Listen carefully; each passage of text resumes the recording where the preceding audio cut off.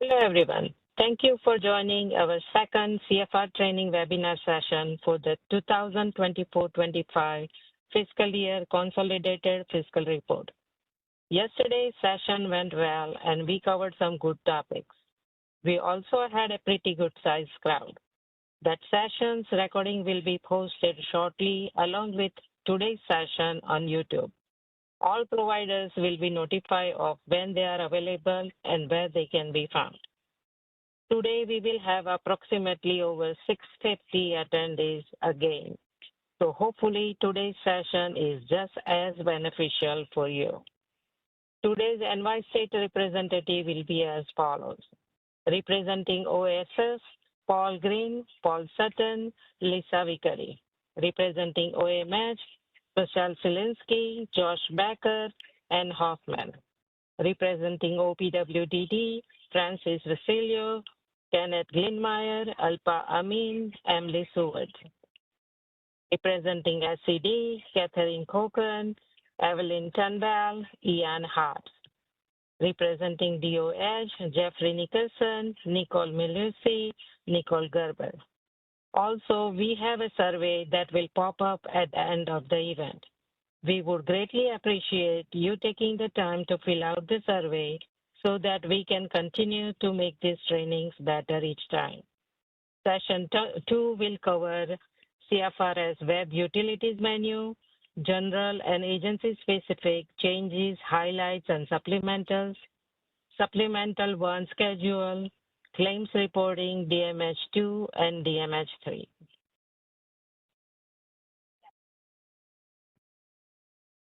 Questions and answers. Hopefully, you have had the opportunity to check out previous Q&As that have been posted on the OMH website. We strongly encourage all attendees to ask questions through the Q&A function in the webinar. It is on your right-hand side of your screen, and you might have to click the arrow next to the Q&A to open up the dialog box.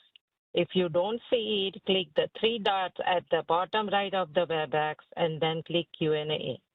We will not be answering questions today, but plan on answering all the questions and posting answer online along with a recording of this webinar so that everyone can get the benefit of this webinar and question asked.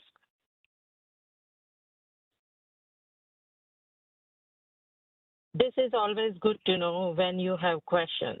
This slide shows how to contact each agency.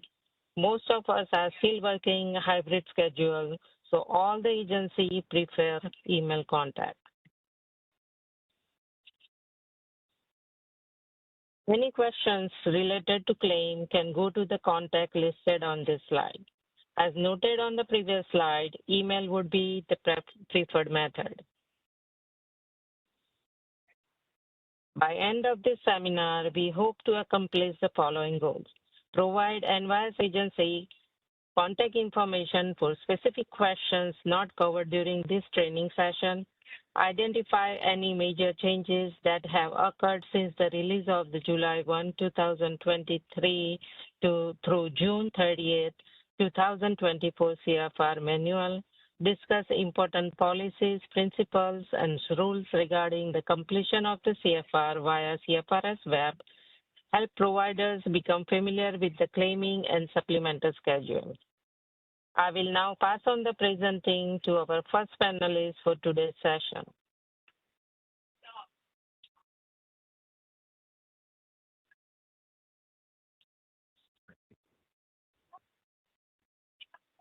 Hello, I'm Francis Vasilio with the OPWDD CFR unit.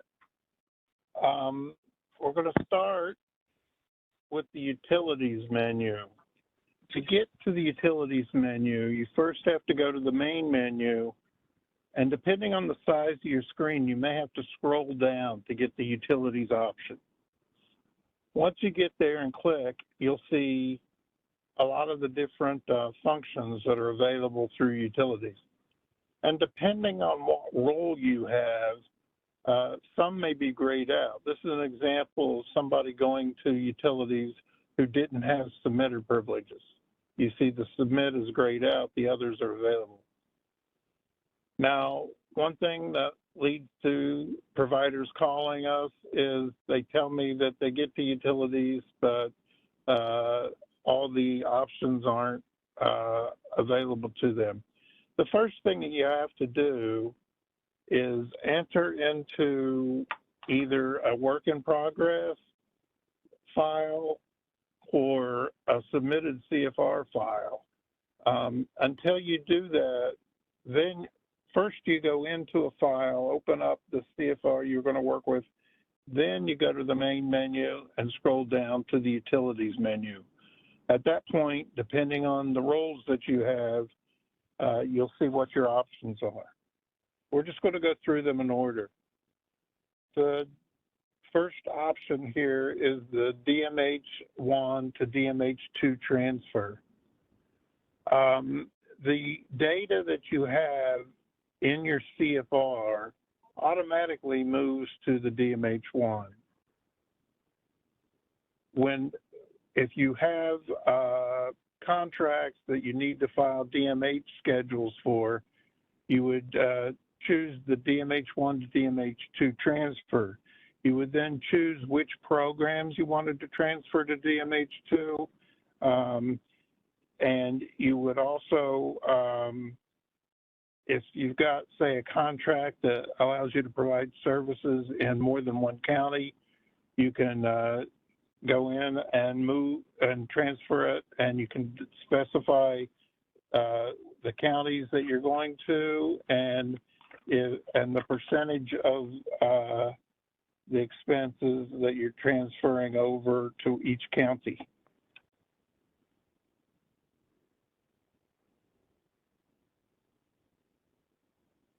Another option off the utilities menu is to import data from a text file. This can be complicated. It's mainly utilized by the larger providers. The help feature gives a detailed explanation of what you have to do to be able to transfer from a text file into your CFR. So I recommend you go to that help feature if you're interested in doing this import. Likewise, you can export. This is a little simpler. Let's say you wanted to export all your data from the CFR3. You see that's what's checked here. You hit the export button, and this is an example of what it looks like. Basically, it's putting out all the information from that schedule into a spreadsheet like Excel.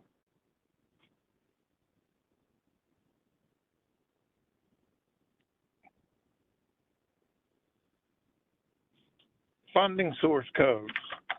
These don't remain constant necessarily from year to year. So let's say you got received COLA funding one year, but not the next. You can go in using this to go in and delete that non-used funding source code. You would do that by going to the line and hitting the garbage can off to the right. You can also use the pencil if you want to make some kind of editing to the funding source code description that you have. Just letting you know, I've run into a couple cases where a funding source code was not utilized the next year. They had brought forward the data from the previous CFR, and that caused them a problem when they went to validate their CFR because it was looking for data in the funding source code that wasn't used for this year. So you make sure that this is how you would delete a funding source code.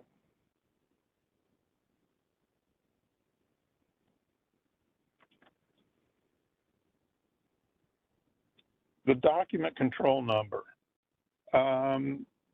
We used to stress this a lot when it came to the certification schedules because sometimes people would print those before they had a DCN assigned or they had made changes and the DCN had changed, but then they still sent us the certifications with the wrong DCN on it. Now with e-signing, that problem is going to go away. But you still have to validate and get a document control number before you can e-sign, first you have to submit. And you need a DCN in order to submit. You need to have submitted before you can e-sign. So the document control number, it's a 8-digit number that basically identifies the file in the computer system. So if you choose the validate submission assign DCN on the from the menu, it's going to perform validations. It's basically doing a quick check to see some things that make sure that were completed that are required. Usually, you're not so perfect that everything goes through the first time. Hats off if you are. A lot of times people will get something like this back when they try to validate. You see the second line down is a warning that's telling you, hey, this might not be right, but a warning won't keep you from getting a DCN assigned.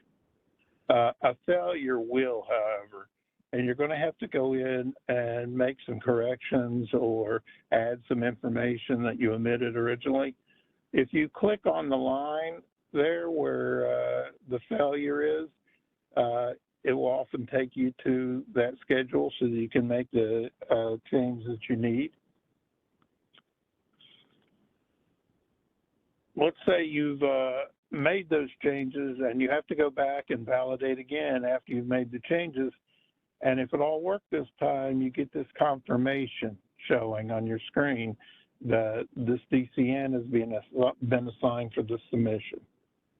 And it tells you that it's ready to be submitted to the state agencies.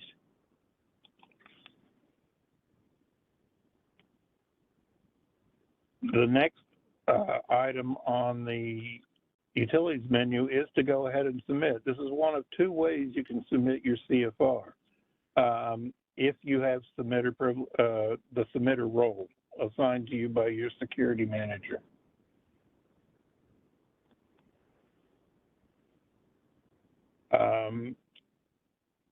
You would go in and you see here in the work in progress area of the CFR, you remember yesterday when we started out, there were 4 quadrants on the screen under the announcement board.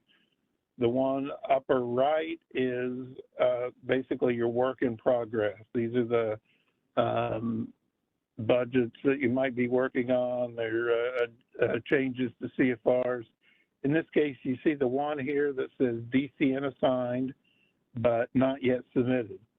So you would select that one, and then you can pull up, and you have different options here.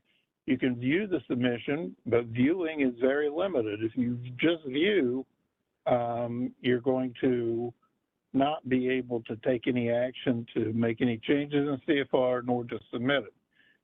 If you choose to edit one that's already got a DCN assigned, you're going to get a warning that if you make changes, that could cause the DCN to disappear. The final option there is submit CFR or submit submission. You hit that, and if it's successfully transmitted through the power of the internet to the state agencies, you'll get this confirmation. I found that it's almost instantaneous. If I'm working with somebody and they're having some issues and we think we got it resolved and they submit, when I look on the screen, I can see it popping up as already submitted.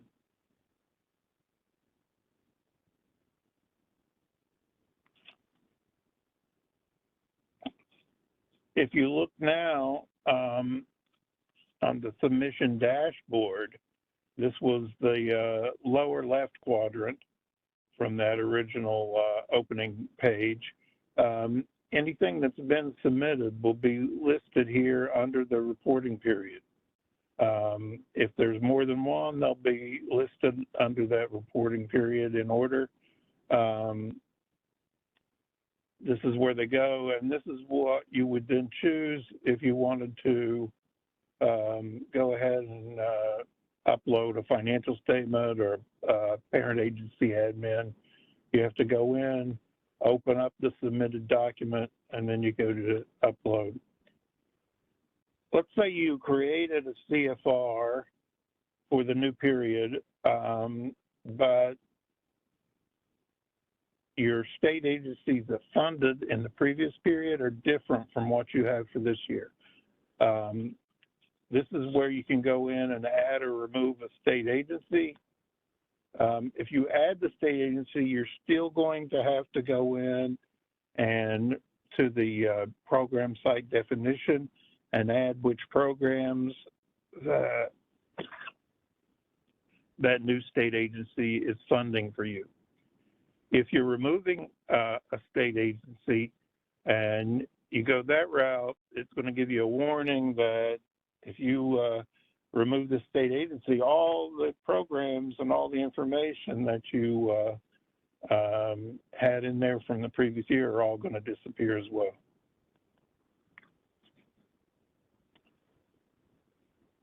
If you, as I said yesterday, if you've already got something in work in progress for a period with the same state agencies listed, you'll get this error message that you can't create a new one by, say, deleting an agency or whatever you're doing. Only one per period with the same state funding agencies listed. The print schedule. You're still going to be able, even after you've e-signed the documents, you're still going to be able to go in and print off the certifications. You may need to send them along with a budget modification document or whatever, along with the DMH schedules to the local regional office in order to get your contract closed.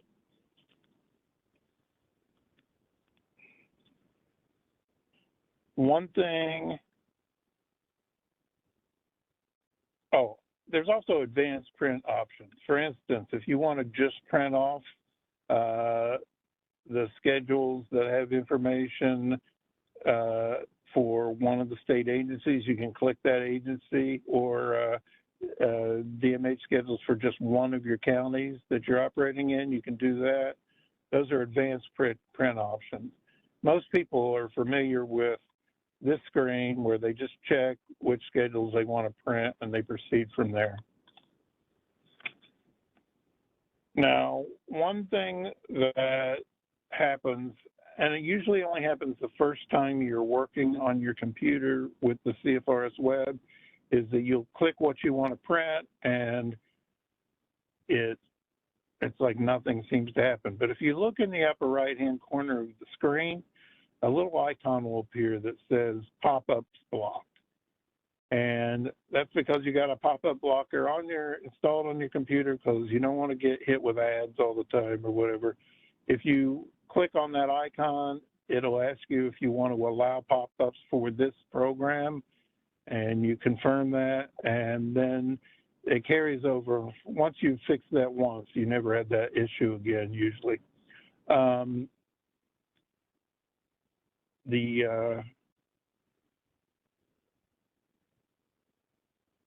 Next thing are ad hoc reports.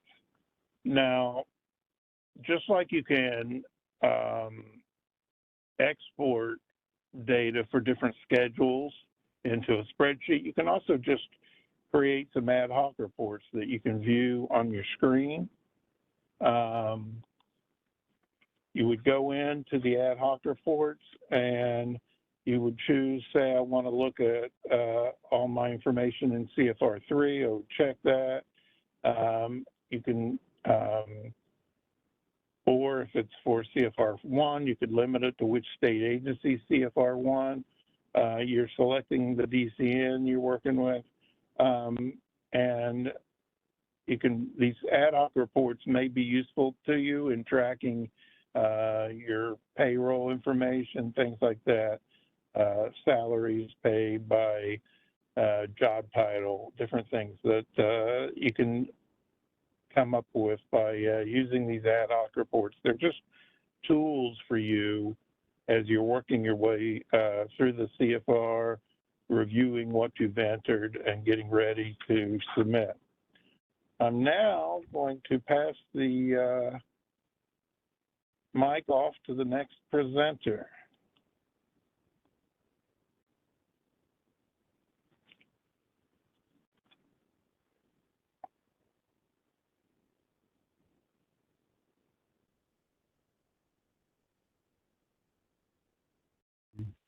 Hi, my name is Josh Baker. Alpha, can you share the presentation? I don't know what happened. Do it.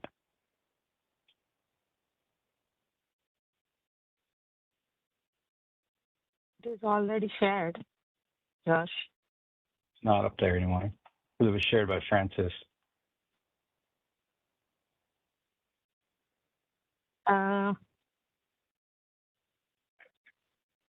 Ask Lisa or somebody else to do the presentation.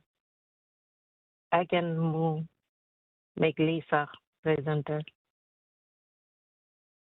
Not Lisa, Ann. Ann is in. So I'm making Ann presenter.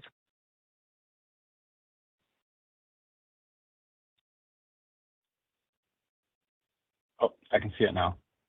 Okay, then you can grab. Thanks, Ann. Let me move the mic to you. Oh, nope, there it goes again. Apparently,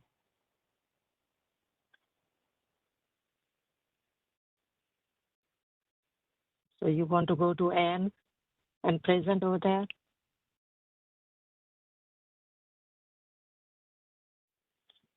let me see if I can get it on here.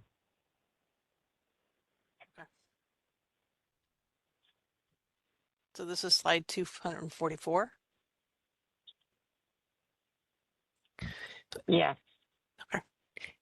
Any changes from the previous CFR manual are detailed in the recently released fiscal year CFR transmittal letter. The transmittal letter can be found on the SCD link below. Please keep in mind when carrying data forward, changes to funding source codes or program codes may need to be updated. The next two slides highlight a list of internal controls provided by the New York State Office of Mental Health's Bureau of Audit to assist you in providing and detecting fraud. A KPMG fraud survey found that organizations are reporting more experiences of fraud than in prior years, and that 3 out of 4 organizations have uncovered fraud. The New York State Office of Mental Health's Bureau of Audit has provided the following list of internal controls to assist you in preventing and detecting fraud at your agency. Use a system of checks and balances to ensure no one person has control over all parts of a financial transaction. Reconcile agency bank accounts every month. Restrict the use of agency credit cards and verify all charges made to credit cards or accounts to ensure they were business related. Provide the Board of Directors oversight of agency operations and management. Prepare all fiscal policies and procedures in writing and obtain Board of Directors approval.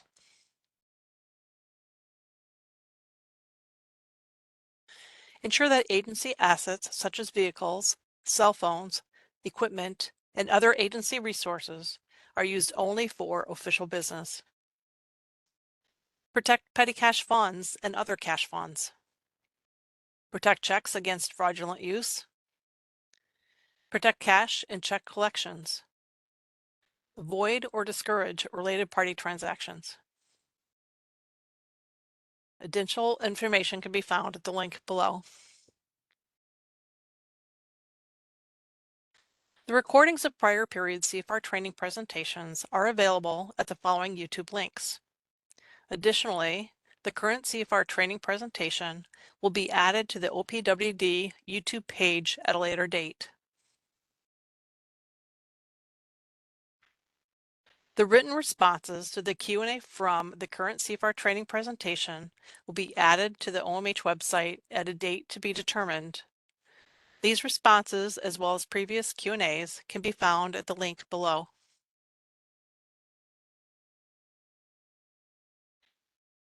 Changes continued.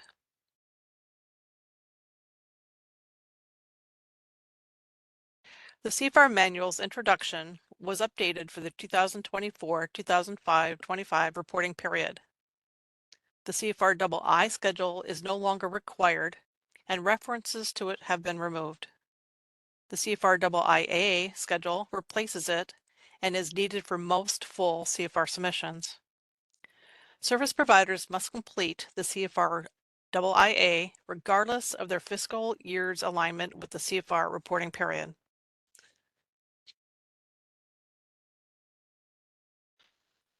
Section 2 of the CFR Manual now requires all certification schedules to be e-signed and submitted via the submission dashboard beginning with this July 1st, 2024 to June 30th, 2025 reporting period.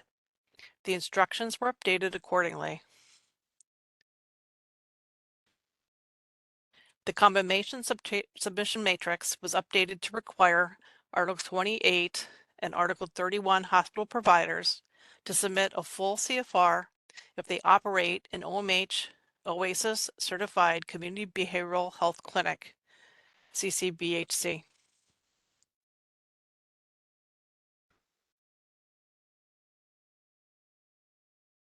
The note regarding shared program 0670 transportation was revised to delete references to OASIS and OPWD and to add SED.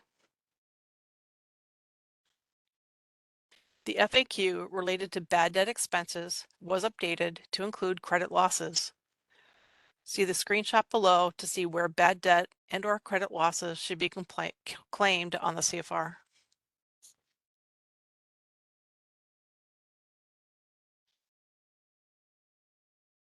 An FAQ was added regarding the updated requirement for the signing of certification schedules. See the slide and CFR Manual, Section 8 for additional details.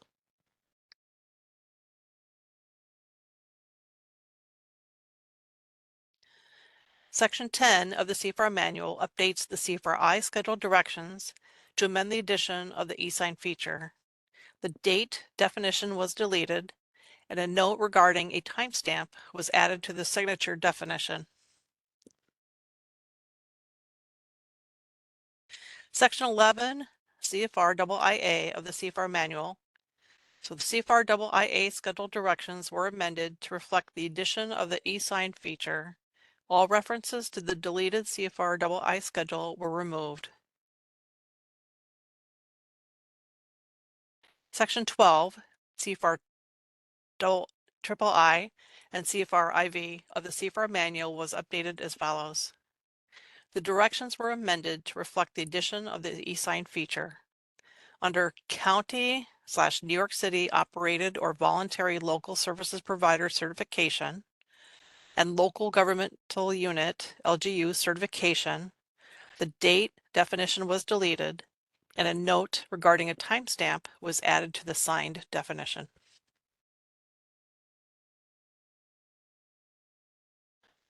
Section 22, DMH2, Aid to Localities, Direct Contract Summary of the CFR Manual were updated as follows. The explanation variance report was revised to expense revenue variance report. Section 33A, upper payment limit data of the CFR Manual was updated to the note regarding Integrative Outpatient Services, IOS, was deleted.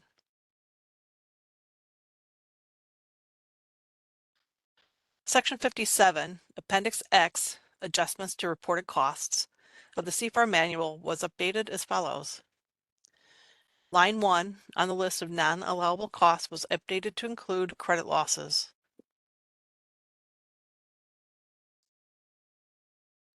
Section 60, Appendix AA, Examination Guidelines was updated as follows. The title of the section, Appendix AA Audit Guidelines, was changed to Appendix AA Examination Guidelines.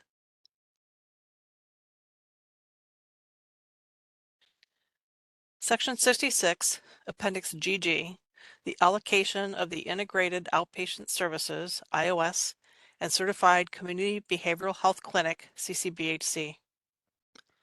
For providers that are approved by New York State to operate an Integrated Outpatient Services, IOS clinic, or a Certified Community Behavioral Health Clinic, CCBHC, it is necessary to allocate the IOS and/or CCBHC program revenues and expenses between the New York State agencies that issued the underlying operating certifications or license in the case of OMH.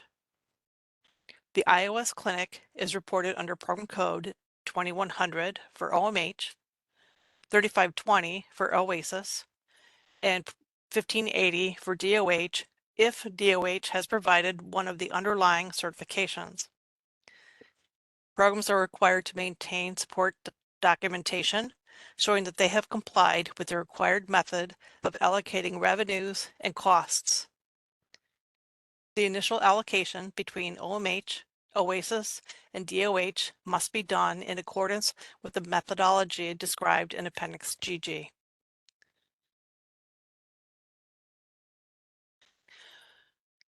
Beginning with the calendar year 2023 reporting period, the CCBHC will be reported under program code 6350 as an OMH OASIS shared program. Refer to Section 8 for more information about reporting a shared program on the CFR. A CCBHC is required to file a full CFR.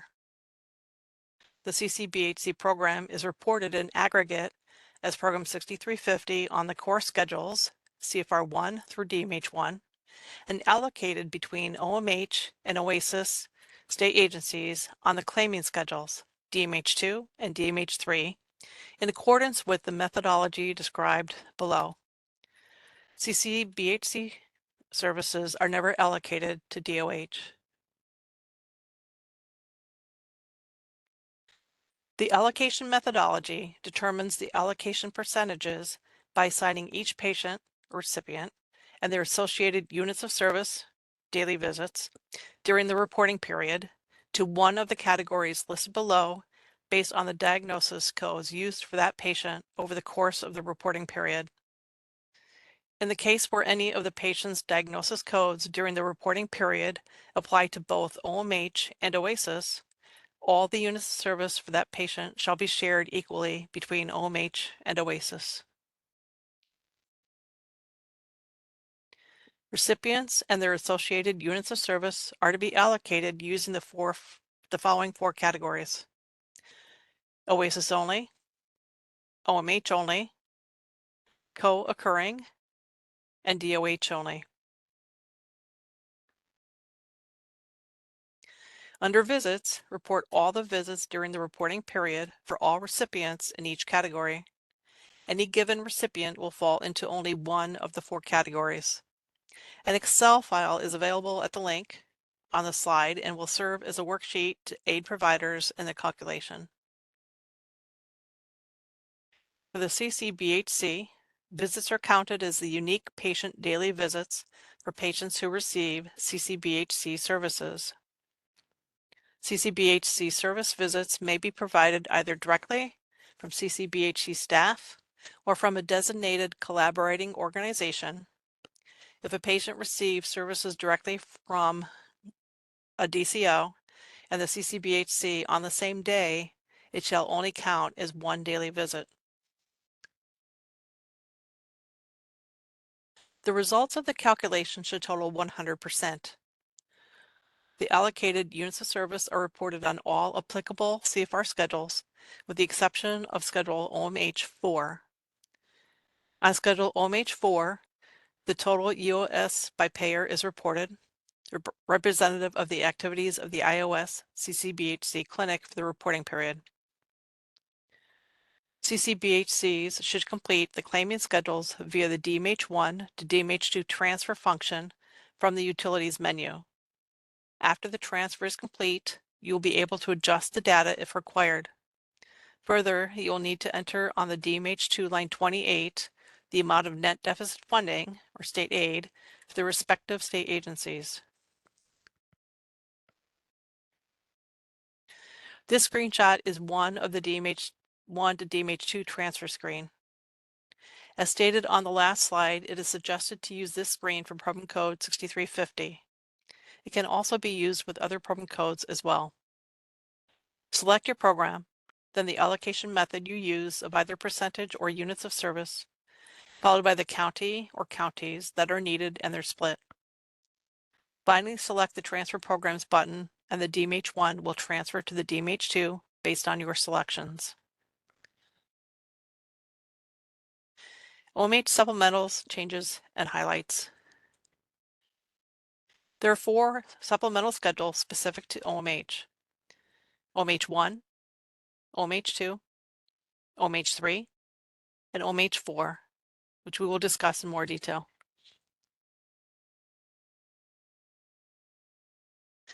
The OMH1 schedule is used to report the total units of service by OMH program or site. Providers can use Appendix F of the CFR manual to find units of service details for each OMH program.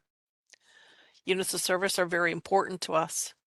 They are used to determine the cost per unit of service for financial planning. The units of service reported on the OMH1 transfer to the CFR1 and DMH1 on the appropriate lines.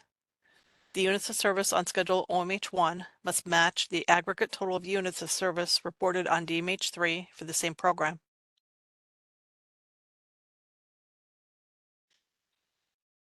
Pictured here is the OMH1 from CFR's web. To report units of service, select a program and site from the drop-down boxes. This process will be repeated for each program. CFR's web will automatically save the data. Please keep in mind the OMH1 is only completed for OMH programs that file a full CFR.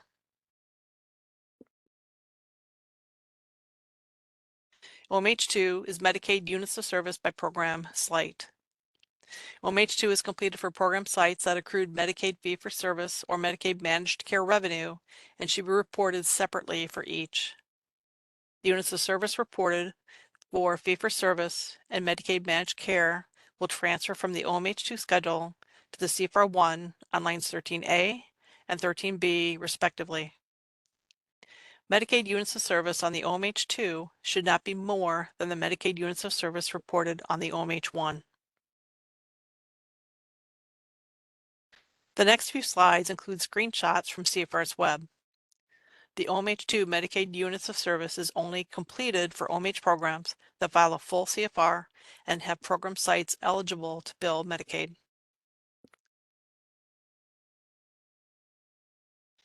The OMH2 schedule is set up similarly to OMH1, except each line has an A and a B to track units of service separately for Medicaid fee-for-service revenues and Medicaid revenues received as part of Medicaid managed care.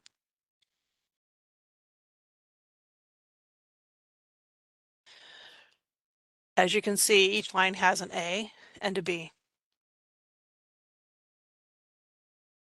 Here we can see the lines associated with day treatment on the OMH2. Lines include brief day, half day, full day, and collateral, home, and crisis visits. We can see the lines for each crisis stabilization center and other residential programs. To delete a program from the OMH2 schedule, click the delete button pictured on the bottom left-hand side of the screen. When the delete button is clicked, the following box will appear.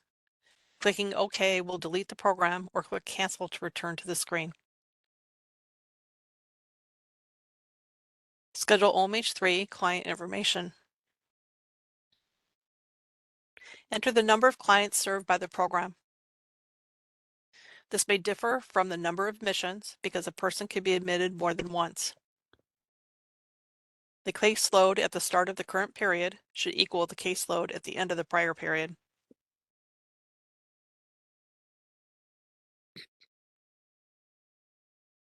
This is an example of a program with an ongoing caseload. The OMH3 captures the number of persons served by the program and site for the year. The beginning and ending numbers on lines 1 and 4 will be 0. Indicate the same number of persons served on lines 2 and 3. These numbers will indicate how many people were seen and how many left.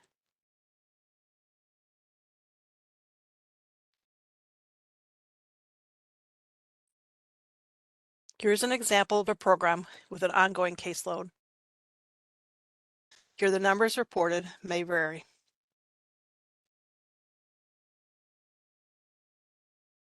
Schedule OMH4 units of service by payer by program site. This schedule must be completed for each OMH licensed mental health outpatient treatment and rehabilitative services, motors, and certified community behavioral health clinic CCBHC programs reported on a full CFR. For the program site ID number, use the operating certificate number for the motors programs. Use the OMH site code for the CCBHC program. The purpose of the schedule is to calculate safety net visits, which will be used in the calculation of the agency's safety net payment. The schedule captures the units of service provided by payer and revenues earned for select payers. For the CCBHC, report the total visits and revenue for all services provided by the CCBHC.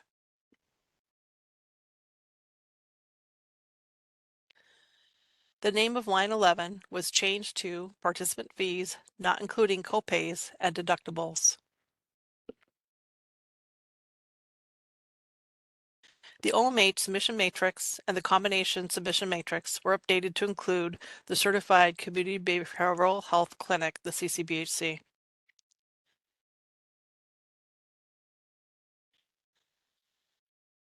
Section 33A for the SUPP-1 upper payment limit data.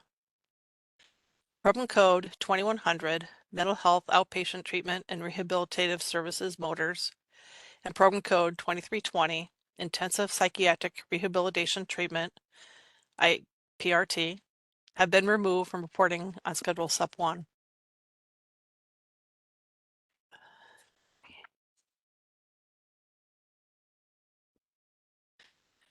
Section 39, Appendix F, has been updated with the following program codes were added to Appendix F. 1360, Critical Time Intervention, CTI, Team, Adult.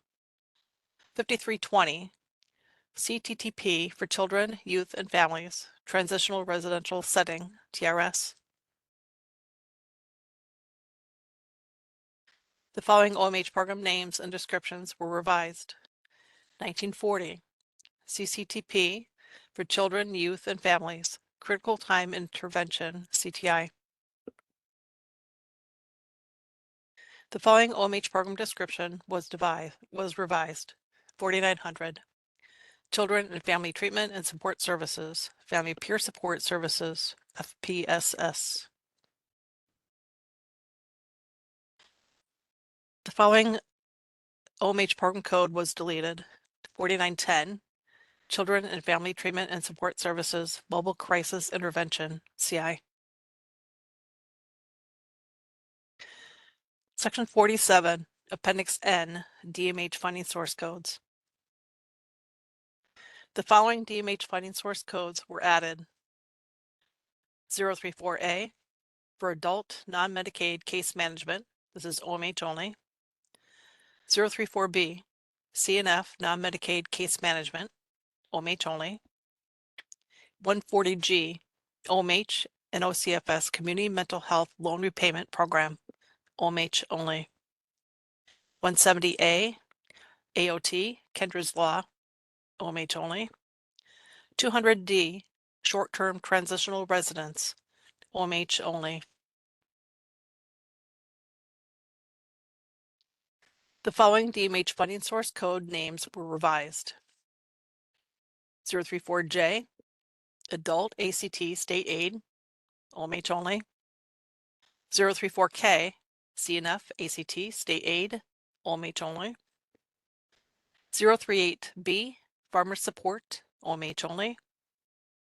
038F, Dwyer Veteran Peer-to-Peer, OMH only. Section 60, Appendix AA, Examination Guidelines. Line 3 of the OMH 4 audit guidelines was updated to include credit losses. An audit was changed to examination guidelines.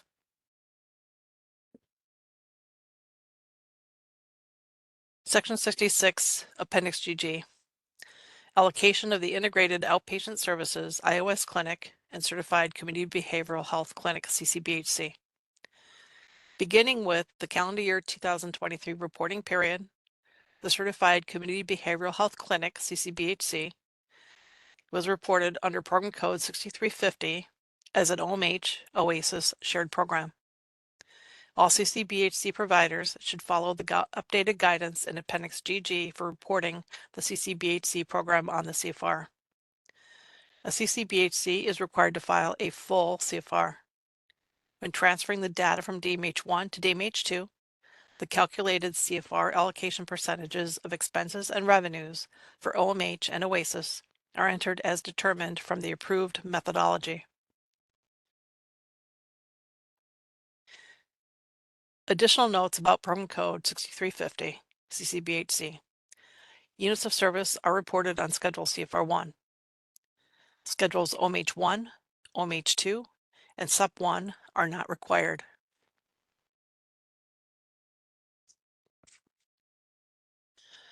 OMH providers should continue to use MHPD to submit corrections, openings, and closures of programs. The programs and sites reported on your CFR should match our concerts database. Attachment A is automatically generated and mailed with each desk review letter. It compares the programs listed in our database versus what you reported on your CFR. Any discrepancies must be resolved. The next section are on 6 common claiming closeout errors for contracts. The first one is invalid programs and funding source codes. The funding source codes used on the CFR should match the funding source codes on the OMH contract. Make sure that the program codes and funding source codes on the CFR match the approved CBR and/or county allocation tracker. Additional program and funding source codes on the CFR that were not on the CBR will hold up your closeout and could result in revised CFRs needing to be submitted. Invalid year type or county code. When completing your CBR or CFR, make sure to select the right reporting period. The period of the CFR should match the period of the CBR. Confirm that the county code being used on the CFR matches the county code on the contract and on the CBR or CAT. New York City programs use County Code 31 on schedules DMH2 and DMH3. Incorrect contract number. Confirm that the contract numbers on the CFR match the contract numbers on the CBRs and/or CAT. Confirm that the contract number for a program matches on the DMH2 and DMH3 schedules.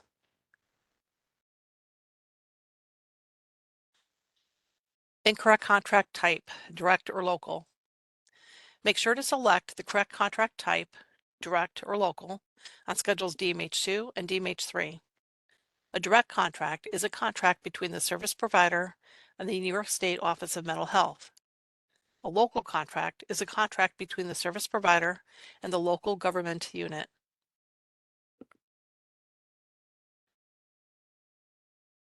Medicaid programs. For OMH, Medicaid programs that report on schedules DMH2 and DMH3 and do not receive state aid, select a local contract and use funding source code 090 for non-funded. Right. State aid reported on the wrong revenue line. Confirm that the proper amount of state aid funding is included on the CFR and that the amount matches the CBR and/or CAT. State aid is reported on the net deficit funding line of the applicable schedules. This concludes my part of the training, and I will now pass the microphone to the next presenter.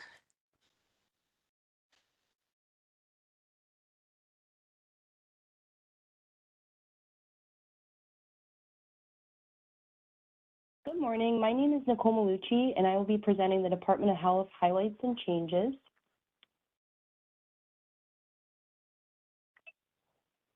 So first up, for the DOH highlights, we just wanted to cover some basics of submitting a CFR.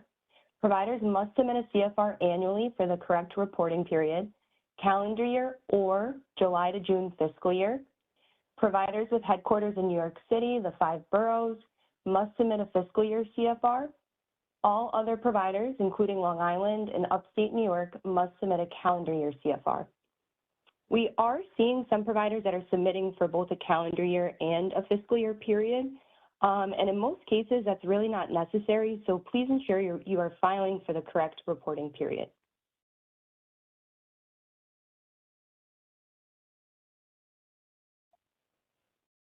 Next up is accuracy in reporting. Providers are responsible for ensuring their CFR submissions are filed timely and reported accurately. Units of service should be reported in accordance with the program descriptions in Appendix HH. Revenues reported on the SUPP-1 should be reflective of accrued revenues during the reporting period. Providers should review the CFR 4 and 4A schedules to ensure hours and amount paid are accurately reported. The Department of Health needs accurate and timely CFR submissions in order to evaluate rate adequacy and other rate type analyses. So we really can't stress enough how important the review of these schedules are. For the program site identification number, please use the first 4 digits of your agency code, followed by the first 3 digits of your program code. For Integrated Outpatient Services Clinic, the iOS clinic is reported under program code 2100 for OMH, 3520 for OASIS, and 1580 for DOH. An allocation between OMH, OASIS, and DOH must be made if the provider operated both OMH and OASIS clinics prior to being designated as an iOS clinic. Programs are required to maintain support, demonstrating they have used a reasonable method of allocating costs. Please refer to Section 66, Appendix GG for further instructions.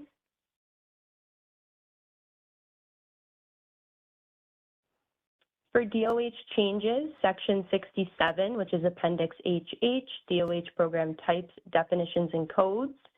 Services delivered as of 5/1/24 by programs that previously reported under program code 4910, CFTSS, Mobile Crisis Intervention, will no longer be reported on the CFR under DOH.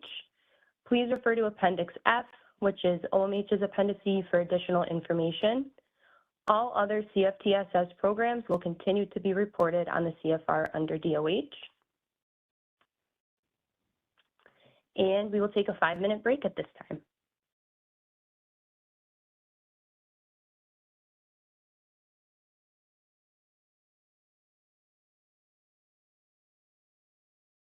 Good morning. This is Lisa Vickery from the OASIS CFR unit, and today I will be going over OASIS highlights and changes. The due date for the 24-25 CFR financial statements and certifications is December 1st, 2025. Late submissions can be subject to various penalties and fines. Funded and non-funded providers should review the reporting requirements and potential sanctions for noncompliance at the links provided. Sanctions may include imposition of fines, withholding of advance payments, and ultimately termination of state aid, suspension, limitation, or revocation of the operating certificate, notification of noncompliance to DOH in the case of Medicaid providers. For assistance with issues or questions that may arise, contact information is listed for the Budget, CFR, FARU, and State Aid Claims Departments. A CFR submission is considered incomplete and a provider non-compliant until the required certification schedules and audited or reviewed financial statements are submitted. OASIS requires a new CFR-I, CFR III, and CFR IV to be submitted for each new DCN uploaded. Once the initial CFR II-A is received for the reporting period, OASIS will accept an attestation reporting minor changes instead of an additional CFR II unless significant changes to the financial statements are reported. OASIS uses the provider contact information contained in the Provider Directory System, or PDS, to distribute program and policy material and announce funding opportunities. To receive these important communications, your organization must keep your agency contact information up to date in PDS to ensure its accuracy and completeness. Instructions and assistance can be found at the link and email address provided. Article 28 hospitals that operate Program 6350 are required to file a full CFR.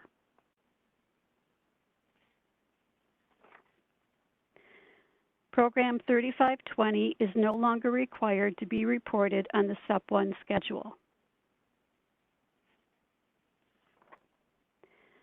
Program 3460, Recovery Residences, was added to CFRS Web, and Program 4910, CFTSS, Mobile Crisis Intervention, was deleted.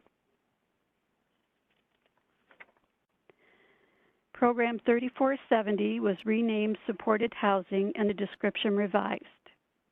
Programs 5520 and 5550 also had program code descriptions revised. The SAPT block grant should be reported on the core and claim as indicated on the slide. Because the contract period for the SAPT supplemental grant funds does not coincide with the standard funding period, you will report the expenses and uses of the funds on the claiming schedules of the reporting period in which they occur. As a result, you may report expenses and revenues with the SAPT supplemental grant funds in more than one reporting period.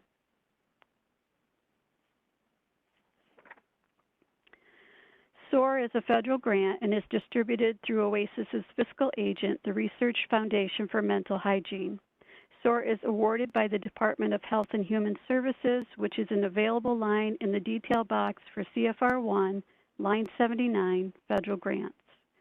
Like the SAPT grant, the SOAR grant should also be reported on DMH 1, line 25, and DMH 2, line 24. Opioid settlement funding reporting guidance can be found at the link provided.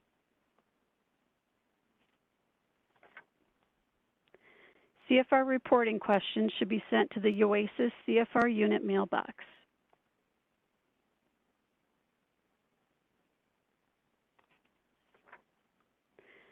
Regional abatement payments paid to counties, certain cities, as well as other litigating entities throughout the state through the statewide financial system will not be reported or claimed on any schedule in the CFR.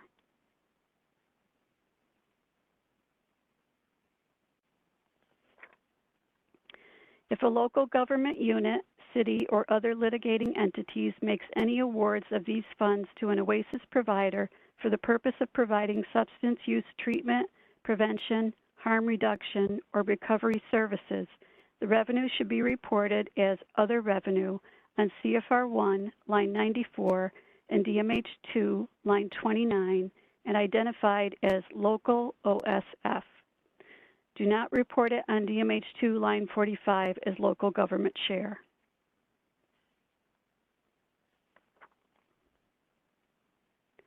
Opioid treatment in partnership with local county jails. Under opioid settlement funds, OASIS has awarded funds to opioid treatment providers to work in partnership with local county jails to provide methadone to incarcerated individuals. These funds must be reported on the CFR core schedules within the certified treatment modality, Program 2050 or 2950, under the auspices of which the services are being performed. The state aid funding to support these services should be reported on CFR 1, line 93, within that program.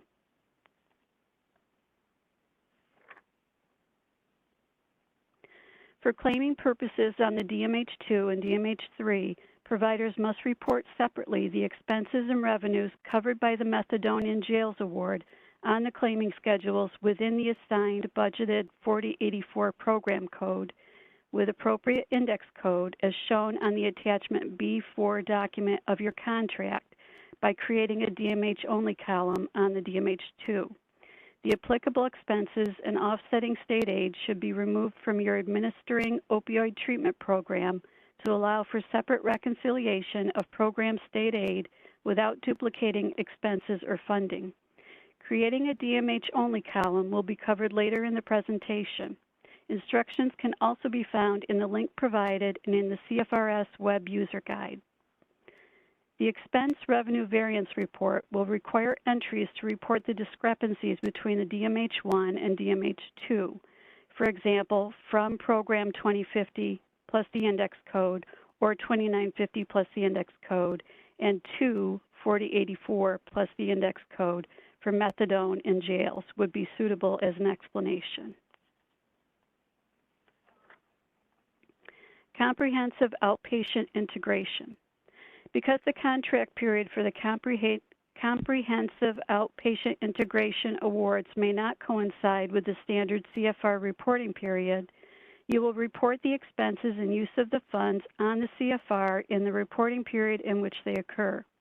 As a result, you may report expense and revenues associated with the comprehensive outpatient integration awards in more than one CFR reporting period.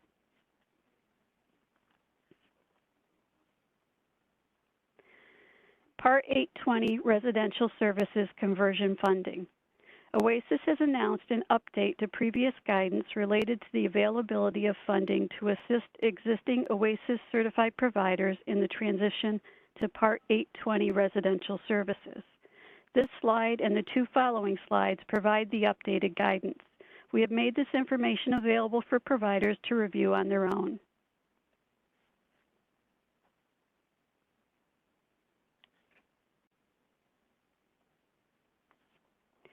Any questions should be directed to the PICM mailbox at the address listed.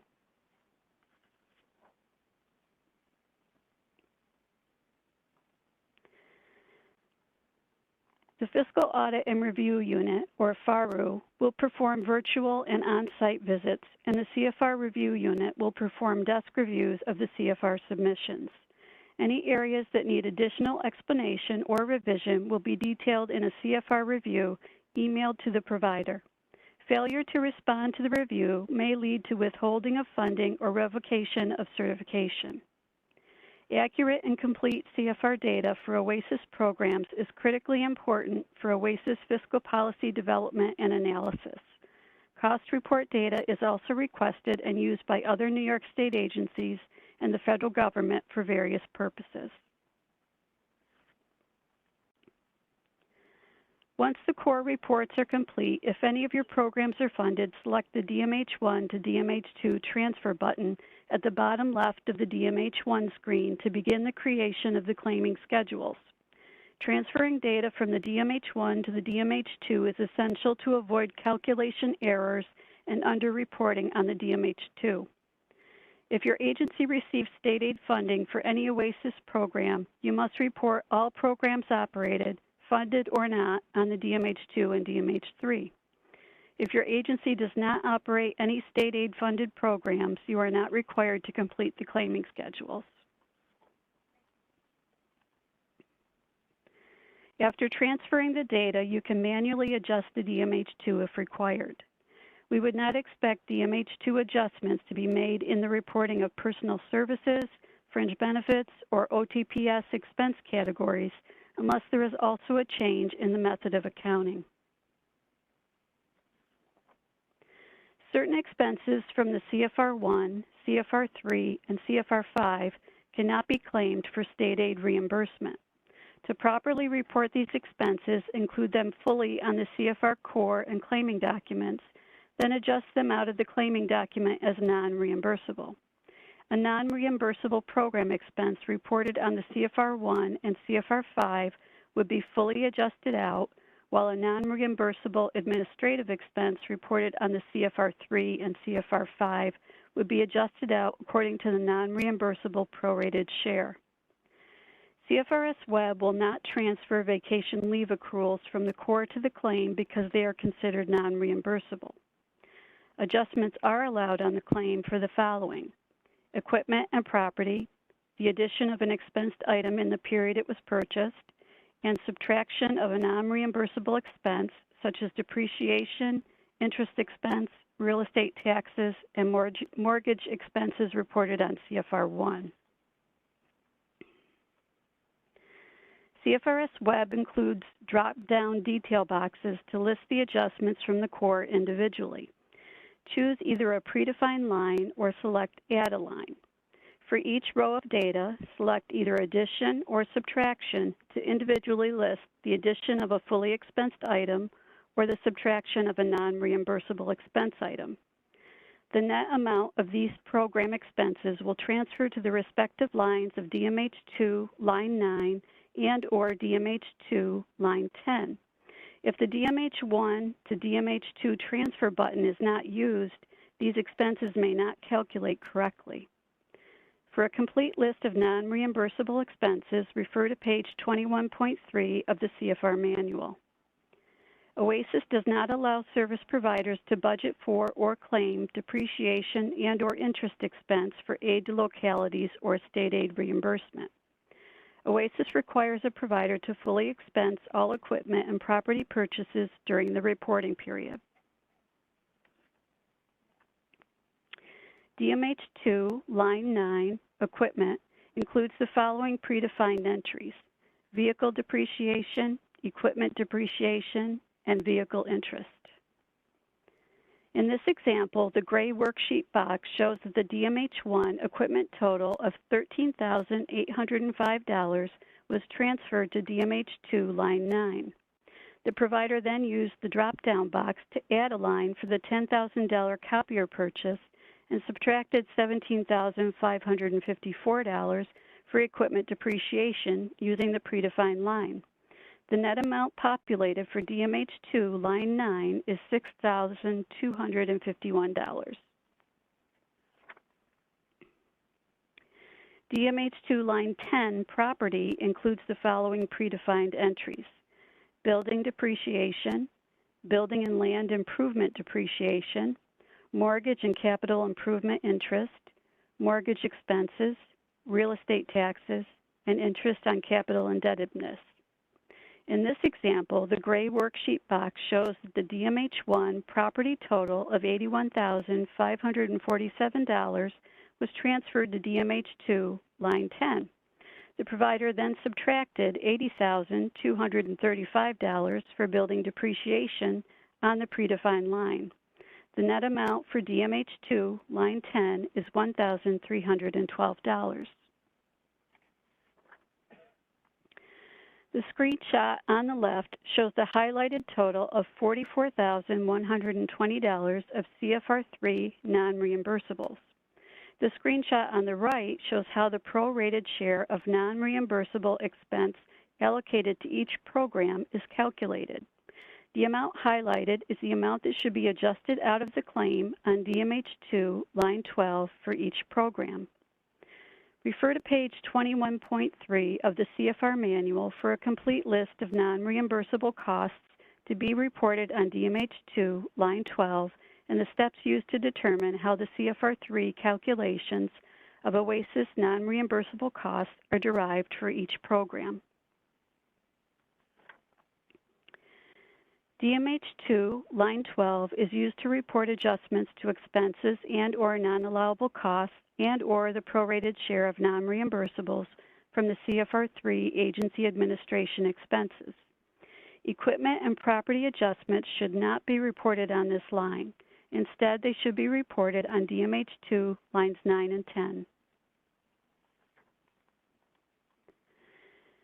Early retirement incentive payments and severance pay should be reported fully on the core and the claim and then adjusted out on DMH2 line 12. An expense considered non-reimbursable for a provider would also be considered non-reimbursable for a related party.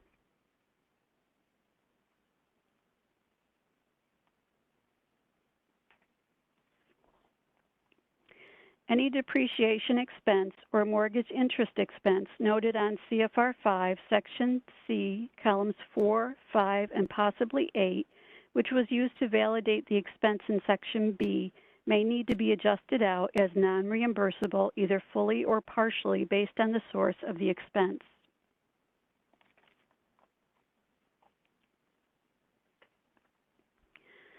Once the CFR review unit emails a desk review of the CFR submission, a review response is then required from your agency. Generally, 30 days or less is allowed for your response. If you agree with the findings, the CFR should be revised, validated, and a new DCN obtained. Submit it in a PDF format to your analyst with your written response. Once we have confirmed the corrections were made, you will be asked to upload the CFR and submit the required certification schedules. If you disagree with the findings, please provide an additional explanation along with supporting documentation to clarify your position. This is the end of my section, and I will now hand it over to our next speaker.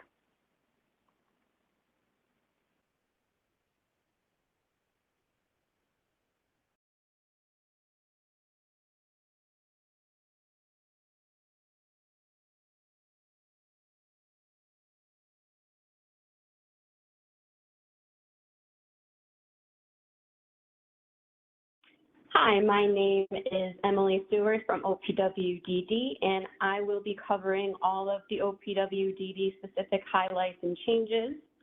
We are based here in Albany on Holland Ave.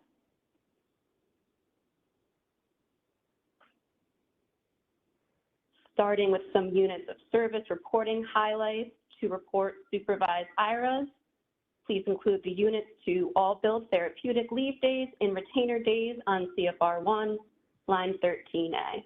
In short, for each unit of service, count one participant day, which includes units of service corresponding to all billed therapeutic leave days and retainer days. In order to report respite program 0311 and 0312, it is important to note that any per diem billing should be reported as 96 units.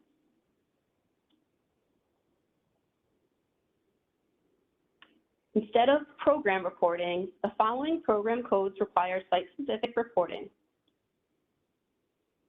Program code 90, 91, 200, 0202, 0204, 0231, 0227, 1090, and 1091. In case you are having any difficulty allocating site-specific expenses for those programs, a good starting point in the manual is Appendix G. If further direction is needed, please refer to Appendix J for programs 90, 92, 94, 95, 0203, 0204, 0205, 0227, 0231, and 1090.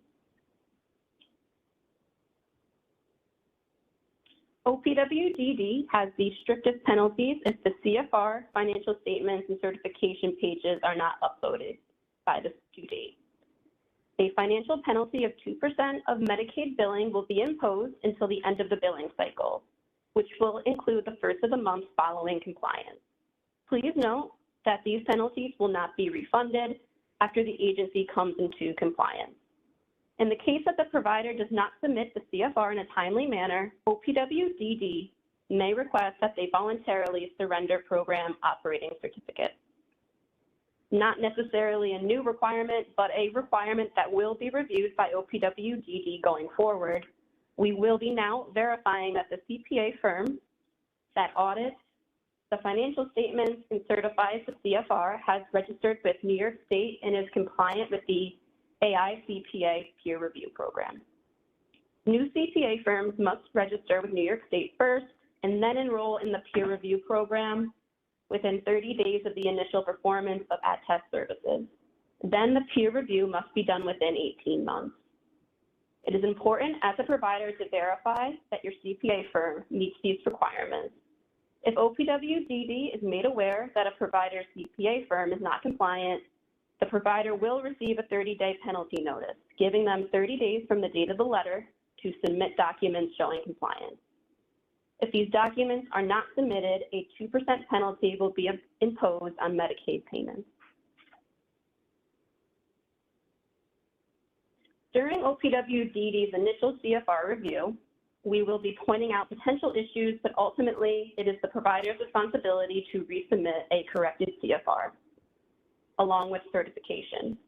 This does not apply to CFRs that do not have to submit a CFR II or CFR II.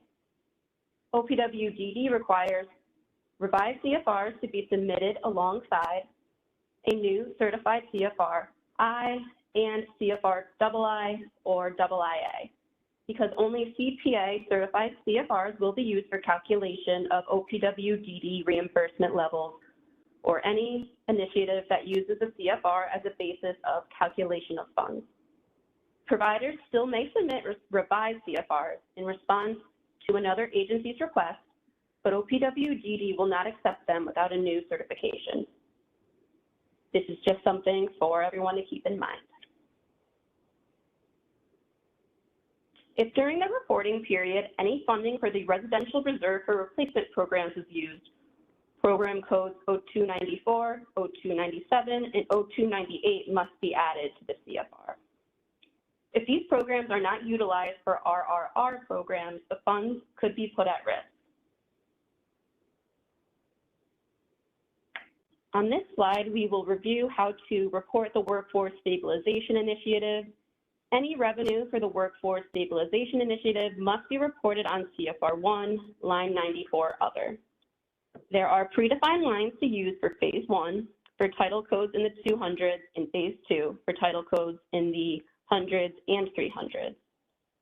Workforce Stabilization personal service costs are to be reported on CFR 1, line 16, and contracted services are to be reported on CFR 1, line 35. Any totals from line 16 and line 35 must also be reported on line 68F for title codes in the 200s or line 68H for title codes in the 100s or 300s. Workforce Stabilization fringe benefits costs reported on CFR 1, line 18, must also be reported on CFR 1, line 68G for title codes in the 200s or line 68I for title codes in the 100s or 300s. Lines 68F through 68I are informational only. OPWDD programs that require a DMH2 and DMH3 should not include revenue or expenses from workforce stabilization. Any difference in expense from DMH1 to the claiming schedules should be reported as an expense variance. Please enter workforce stabilization payments on the explanation of variance line.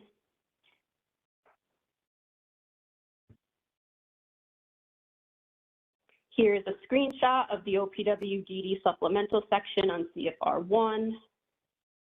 It is important to differentiate that lines 68F and G are for phase 1 of the workforce stabilization, and lines 68H and I are for phase 2.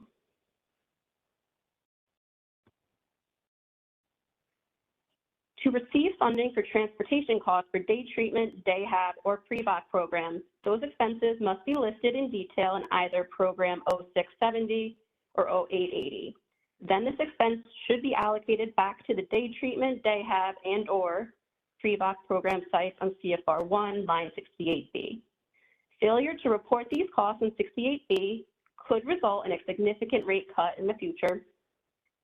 Line 68B should be tested by your CPA firm in their audit testing of your CFR. CFR 1, line 68A is to be used for transportation expenses other than to or from home and site.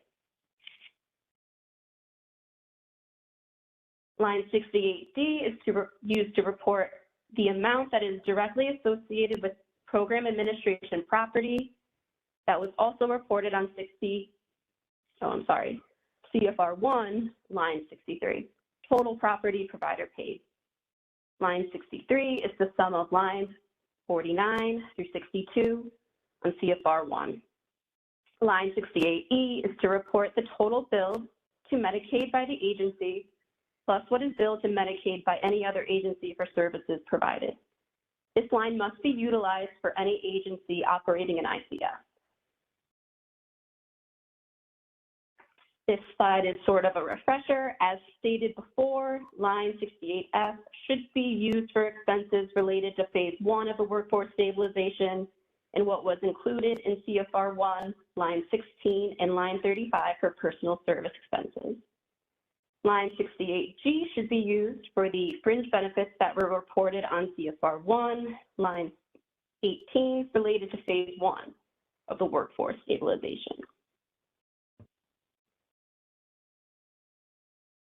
Another refresher slide, line 68H should be used for any personal service expenses that were listed on CFR 1, line 16, and line 35, but only those related to phase 2 of the workforce stabilization. Line 68I should be used for any fringe benefits related to phase 2 of the workforce stabilization that was also included on CFR 1, line 18. For any provider operating an ICF that also provides day services for ICF residents using ICF staff, then report these services under Program Code 93, which is in-home services for individuals residing in an ICF. It is very common for the only expense in Program 93 in these cases to be staff personal service and benefits, which would then have to be allocated. The OPWDD1 schedule is used to report services and supplies provided within ICF/IID programs, program codes 90 and 1090, operated by OPWDD funded service providers. A separate schedule must be completed for each site.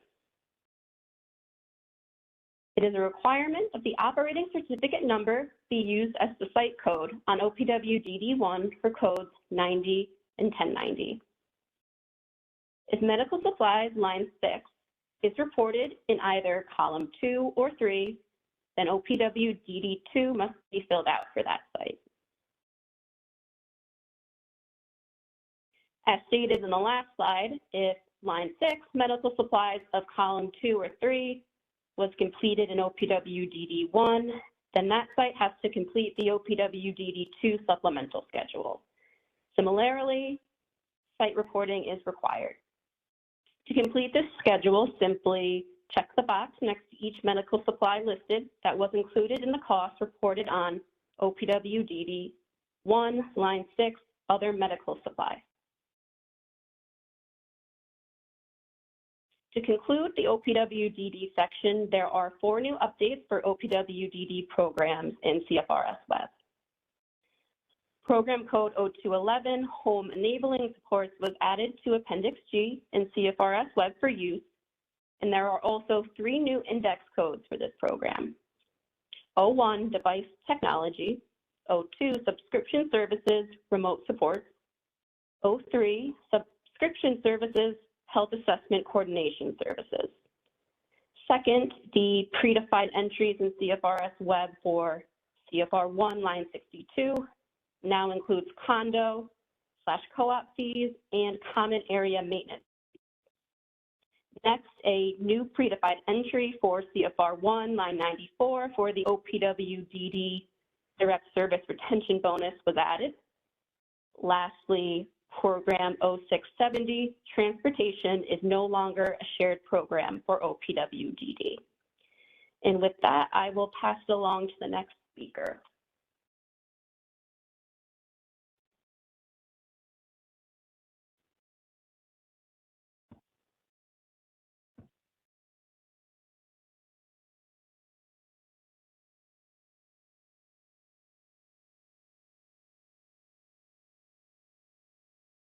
Hi, I am Ian Hobbs, and I represent the State Education Department.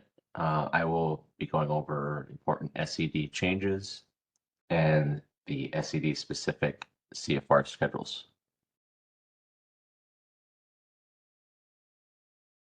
New for fiscal 24-25 CFR submissions and forward, SED now requires the CFR IV to be signed and submitted, affirming that the executive director or chief executive officer has completed the CFR training.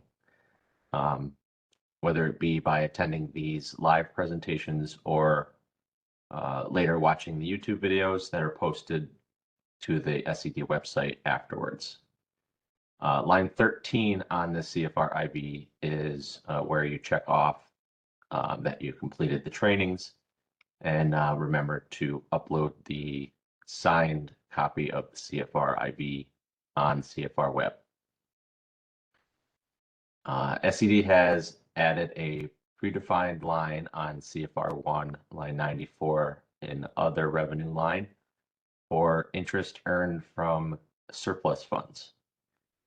Further details regarding the surplus funds can be found in SED's 2025 Reimbursable Cost Manual.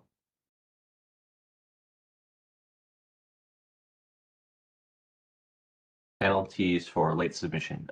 For SED providers, financial information submitted within 90 days of January 1st for fiscal year filers or July 1st for calendar year filers, the interest expense on working capital will be reimbursed on a prorated basis. If submissions are received more than 90 days from the specified dates, no interest expense will be reimbursed. The interest expense is the amount reported on line 3 or on CFR 3, line 12, working capital interest.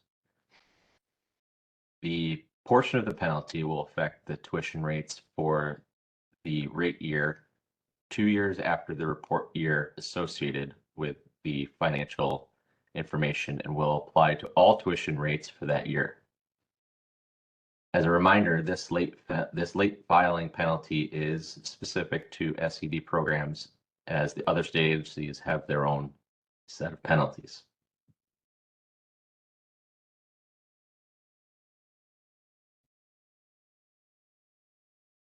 This is the website address for the rate setting unit.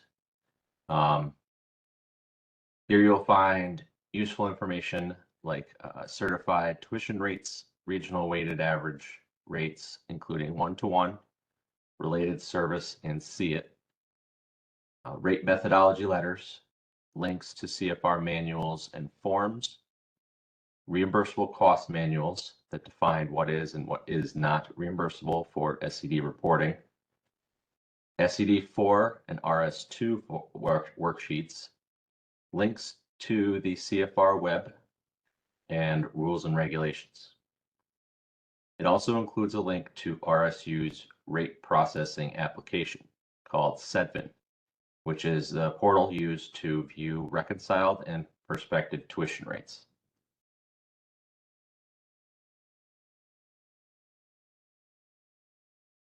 SED has 2 supplemental schedules, SED1 for enrollment and classroom data, and SED4 for related service efficiency reporting.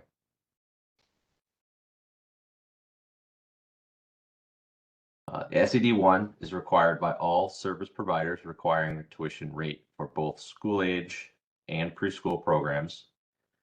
The first portion of the SED1 is used to report student enrollment data by program by full-time equivalent or FTE. You must report FTE totals in the appropriate funding source on lines 100 through 107. Report the total days the program operated on line 109. The enrollment figures should align with the tuition revenues reported on Schedule CFR1 line 69 and or 88 through 92 and or 94.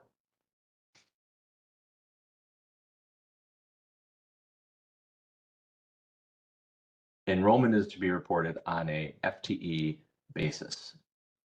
A student is considered full-time or 1 FTE unless admitted after the start date of the school year or is discharged before the end of the school year or determined illegally absent. The definition of an illegal absence is defined in the Reimbursable Cost Manual, Section 7, and the CFR Manual, Section 32A. FTEs are calculated based upon weeks enrolled divided by the number of weeks the program is in session.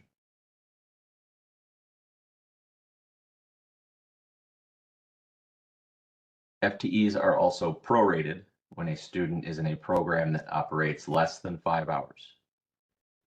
This is calculated by the number of hours in the program divided by 5. Care days are used to calculate a per day tuition rate, which is used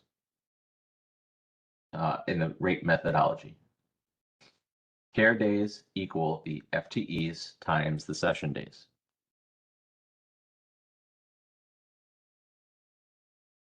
The CFR manual has more examples of FTE calculations. If you have students that require one-to-one aid, the FTEs and associated costs should be reported in program 9230 and in the program the student is enrolled in. The bottom portion of the SUPP-1 is used to capture the classroom information. Here you'll be reporting the approved classroom ratios, number of classrooms operated, and the corresponding FTEs for that ratio and classroom. Only ratios that have been approved by the Office of Special Education can be accepted during the rate setting process. If you operate a special class in an integrated setting, only report the ratios approved for special education, not the overall general education ratio. For example, the overall ratio could be 15:1:2, but the special education ratio is 7:1:1. You would report the 7:1:1 ratio on the SUPP-1.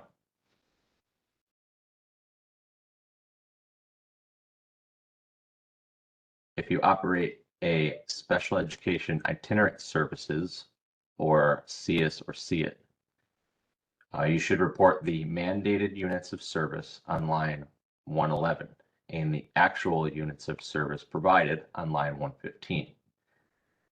The mandated units should align with the units of service reported on line 13 of CFR1. Units of service are reported on a half-hour basis and should be reported on a per session basis. Mandated units should be reported by county in the appropriate program to the student's IEP and the individual, which would be individual or a group.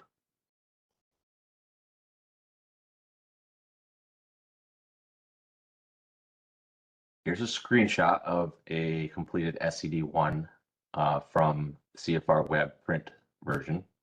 You'll notice that each program is separated out by summer and school year, with the FTEs reported on the appropriate lines corresponding to the type of program.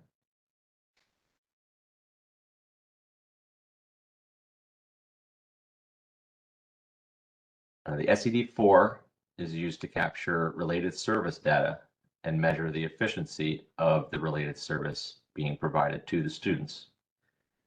It's broken down into 3 sections: capacity, need, and productivity. Capacity is the half-hour session the school is able to provide based on their school hours and staff allocations. Need is based on the mandated requirements per the student's IEP. And productivity calculates the percentage of related service provided versus the capacity.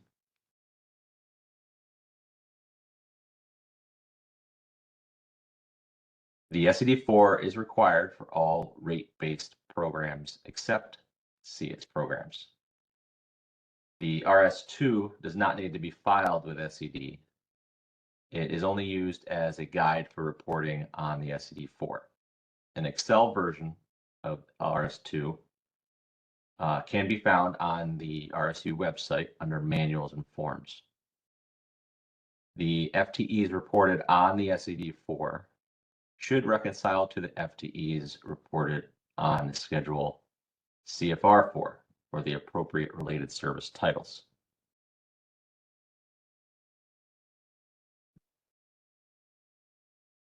Here's an example of a completed SUPP-4 from CFR print version.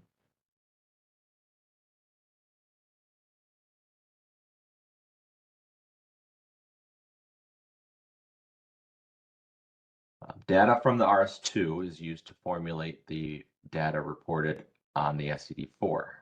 Instructions for the RS2 can be found on the RSU website under Manuals and Forms. Be sure to separate the RS2 by each related service type. The RS2 has a new column 13, for annual IEP mandated related service session not provided due to telepractice accessibility issues.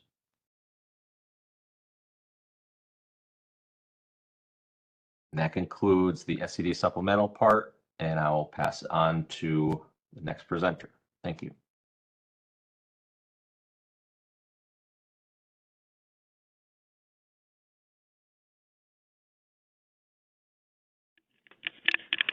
Hi, this is Paul Green from the Office of Addiction Services and Supports, OASIS. The SUPP-1 upper payment limit. SUPP-1 schedule collects data for use in the upper payment limit calculation. The UPL is a federal limit placed on fee-for-service reimbursements of Medicaid providers. Hospitals and federally qualified health centers are exempt from completing this SUPP-1 schedule. All other OMH, OASIS, and OPWDD providers who complete a full CFR and operate any of the following program types must complete the SUPP-1 UPL data schedule by program and site code. Providers who fail to submit the CFRs or submit inaccurate or incomplete information may lose any supplemental UPL payments that would otherwise be entitled to. So this is a screenshot of the SUPP-1. Across the top, you have the state agency, you have the program, and the site. The first question was whether you were a hospital or federally qualified health center. And then down on the bottom, the white sections have to be filled in, and the gray sections are calculated for you. Units of service should pretty much match what you have on your CFR-1. And then if you put in the total visits and the gross revenue, the adjustments will be calculated automatically. Report the number of total threshold visits by the payer. For purpose of the schedule, a visit is defined as including all services provided to a patient on the same day. So this is the same this is the same definition for a threshold visit. It's all the services on the same day. Okay.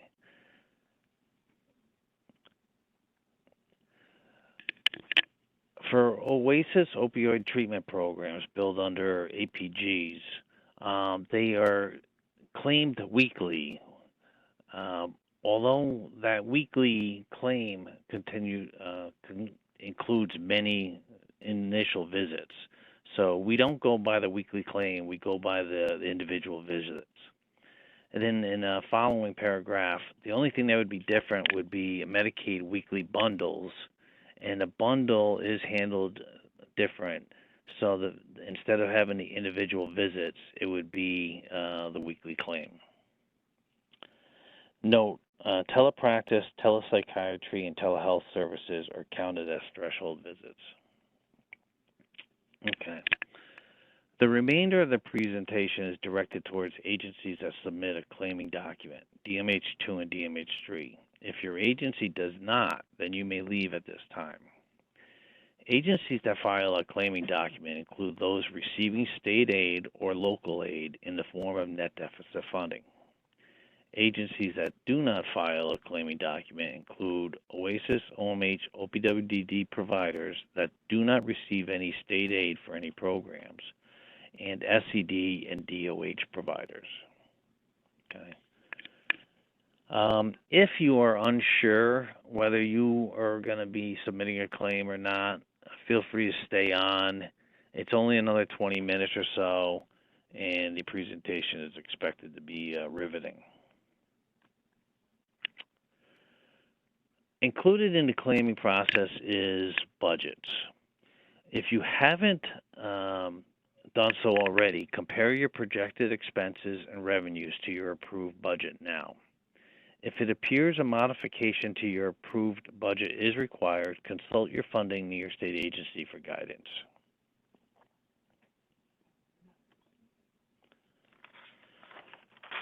We are the CFR review department. We are not in charge of budgets or claiming for that matter. However, we do assist with the software. So if you have any questions regarding software for completion of a budget or claim, we can help you. But if it comes down to asking about a specific question about the budget, you should speak with the budget department. Okay. Included in the CFRS web are these reports: CBRI, CBR4, DMH2, DMH3. So the I includes your agency's information. The CBR4 is just like the CFR4, includes your personal services.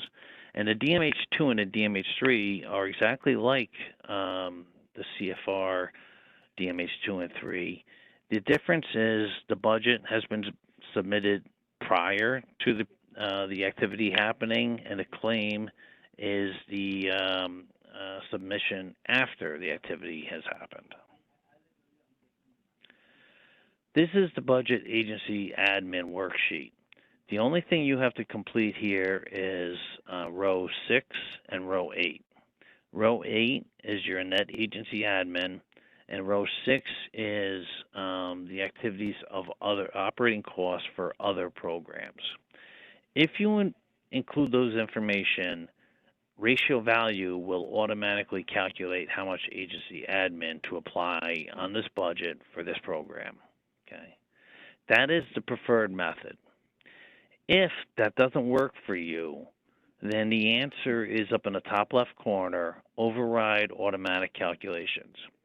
If you click that box, this becomes null, and you would put in the specific amount of agency admin on the line on the DMH2 for the specific program. However, you may be questioned on this, and you should probably seek approval prior to doing so. Okay, claiming. So one of the questions yesterday that came over, and all the questions will be answered, but we're going to answer them in writing and post them to the website. But one of the questions was, what's the relationship between the CFR and the claiming? The CFR is two reports. It's the core reports and the claiming reports. Okay, so the CFR is inclusive of both reports. So really what the question here should be is, what's the relationship between the core and the claiming? The core is, as we've already gone over, is this year's activity. The claim is this year's activity, but also it's a reconciliation of the money we gave you ahead of time against what you actually spent during the year. Okay. Most things are handled the same from the core to the claim, but not all. Some things are different, such as equipment expenses and property expenses and such. You're going to depreciate your equipment on the core, but so the fiscal analysis will be better. But on the claim, you want to expense it fully, so you get reimbursed fully. Okay. This is the screenshot of the DMH1. That's the last document on the core. Down in the bottom left-hand corner is a DMH1 to DMH2 transfer. It is recommended you click on that transfer to begin your claiming process. Okay. If you click on that, if you click on that, you'll get this screen where you can pick which programs you want to send to that claim. Now, you may have more than one claim, so you would pick the programs for this county, and of the 5 programs here, you would select the 3, and you would pick the percentage of 100% in the county you want to send it to, and then you would click the transfer programs. And then after that was done, you would probably come back and select the other 2 programs, and then pick the percentage of 100 and send it to those to that county. Okay, so that's how you transfer the data from the core to the claim. You can then go into the claim and make adjustments. This is just a starting spot. Okay. The alternative to transferring the data is going to the claim and directly inputting everything, which you're allowed to do, but you're more likely to miss something. So this is the recommended way. This is an example of you could send more. It doesn't have to be 100%. You could send 60% to Niagara and 40% to Oneida. Or Warren, Washington counties, you could send 50% to each. Okay, and you do that by clicking on the Add a County button on the bottom. All right.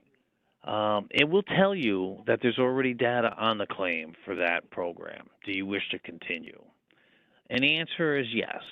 You're always updating the information on the claim. Okay. Once you have done that, it will tell you that it is successfully transferred, but there are some lines that need editing. Okay.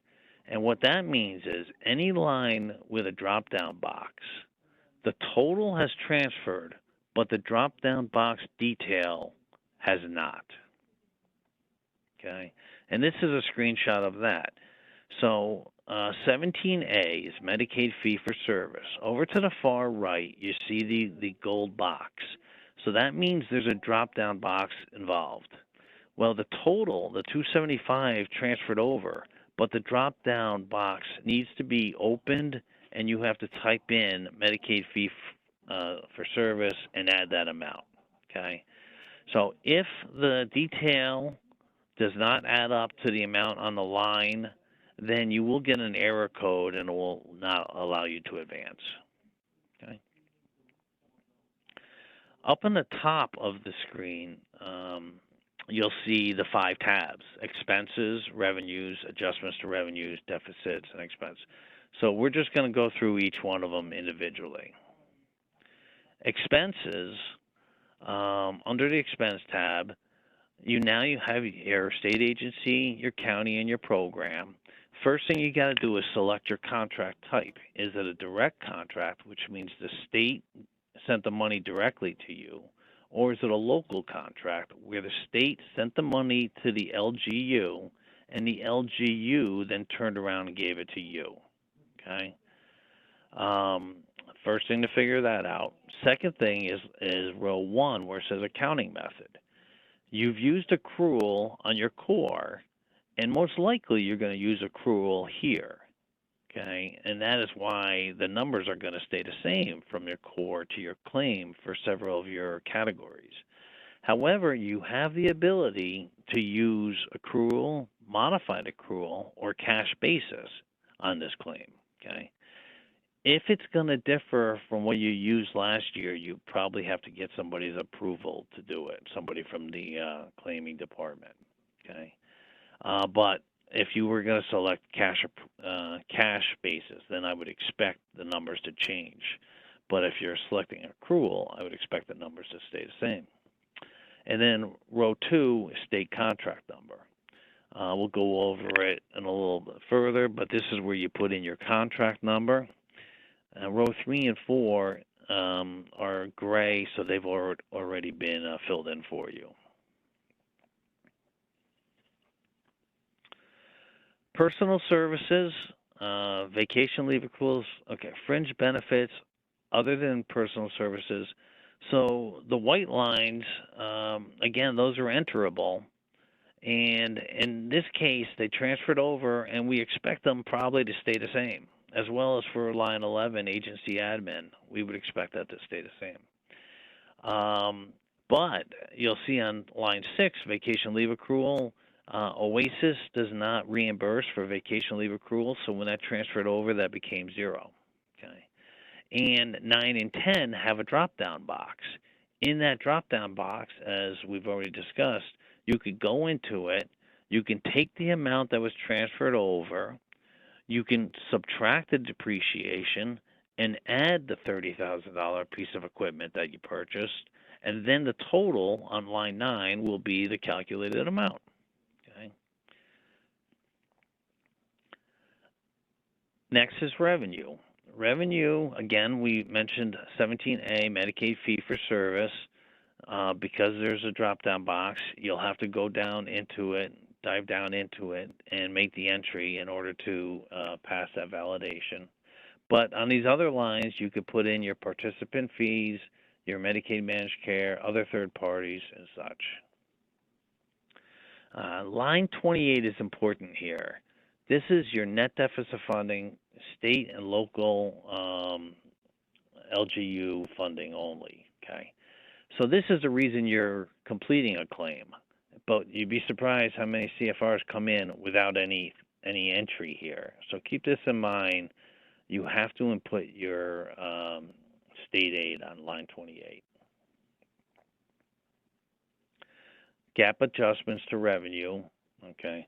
Section 22 of the CFR manual gives a lot of guidance on this. We do not expect a lot of gap adjustments or non-gap adjustments, but refer to Section 22 of the CFR manual for additional guidance. Deficit funding. This is probably the trickiest for OASIS anyways. So back here was line 43 is net operating cost, okay? Your net operating cost is all your expenses less any revenues that you received besides state aid.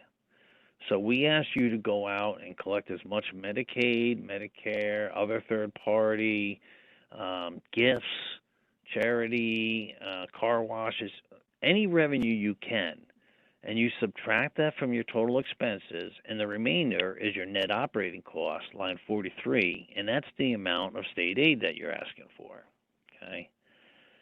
We want this total on this between 44 and 48, which add up to line 49. We want that to match the amount on line 43. Line 44 is your state share. That's all your net deficit funding that you receive, both for direct contracts and local contracts. Okay. Line 45 is local government share. That comes from county tax dollars, I believe. Again, the manual will provide additional information on this if you're interested. Line 46 is voluntary contributions, and 48 is for non-funded, okay? So for line 48, OMH, this is the surplus or deficit of funding over expenses, okay?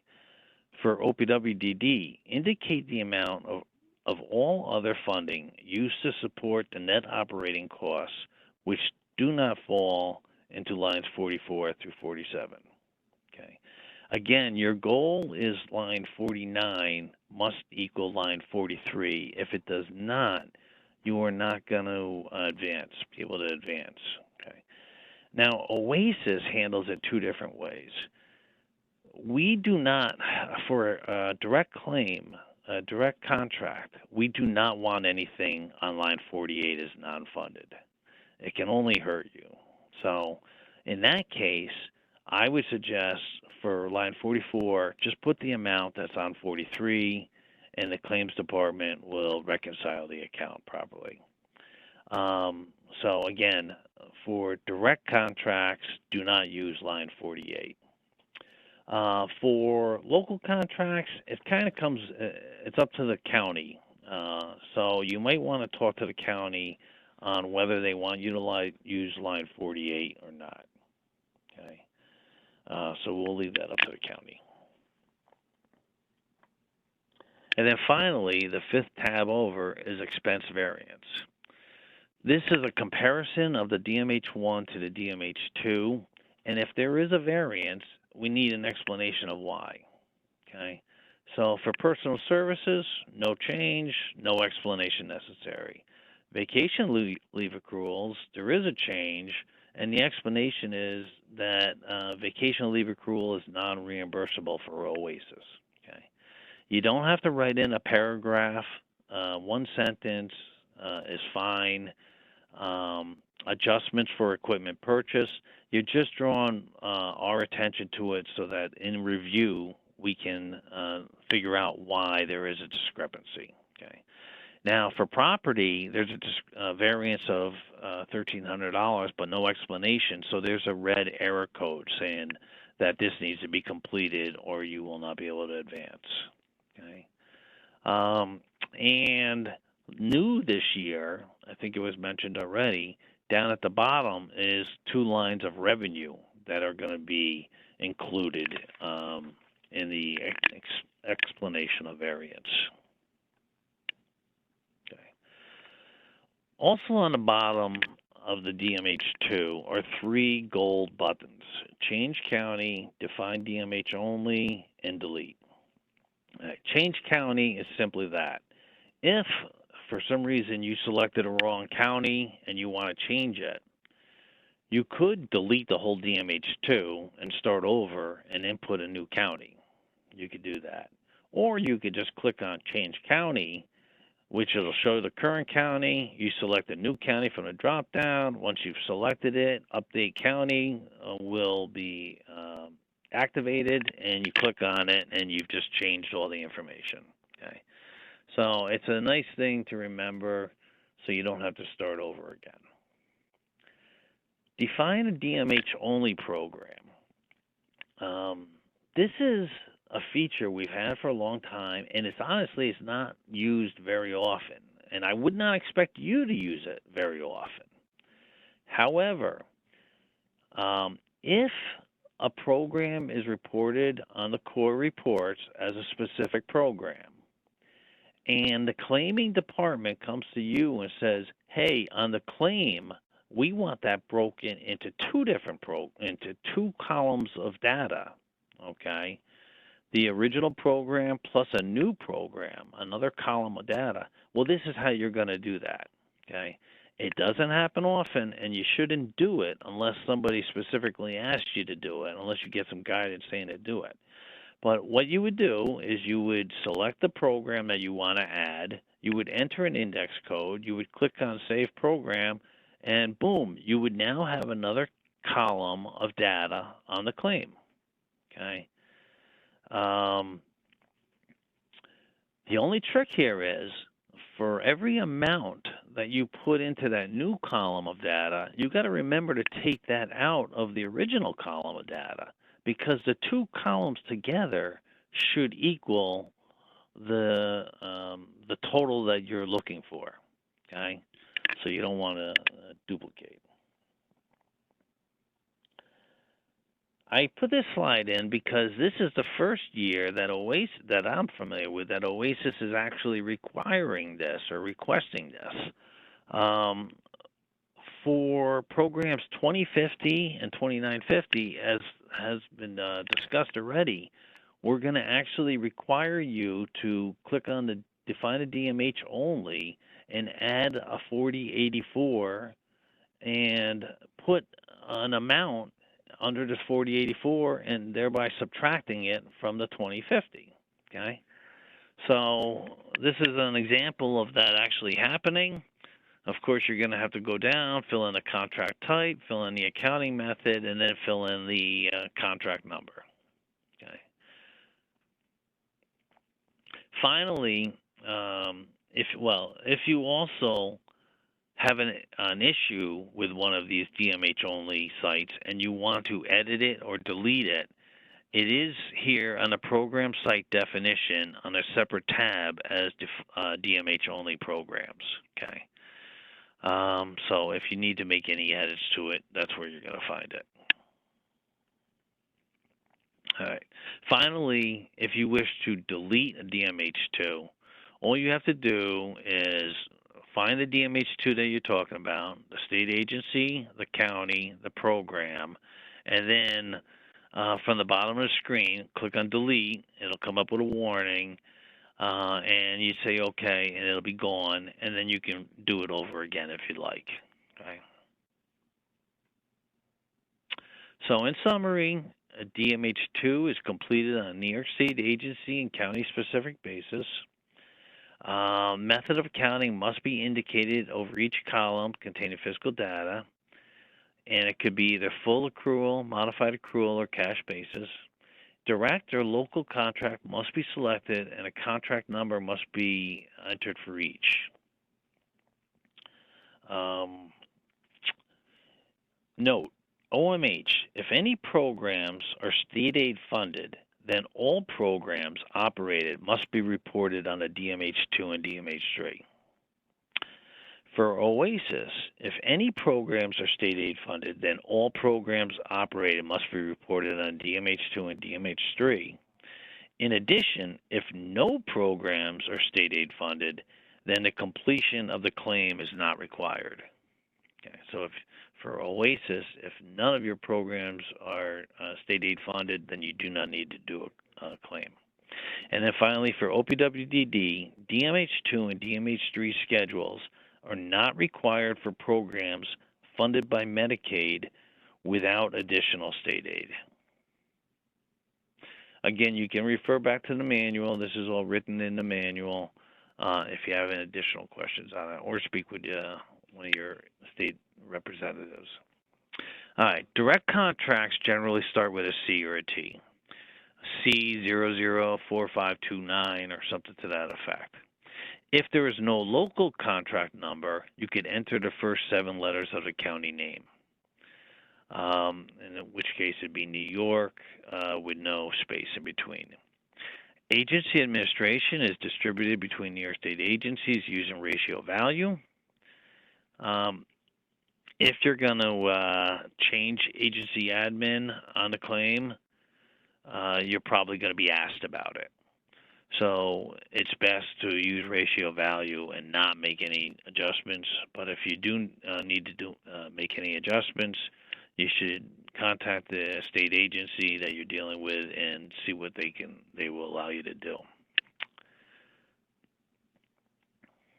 Equipment may be expensed rather than depreciated.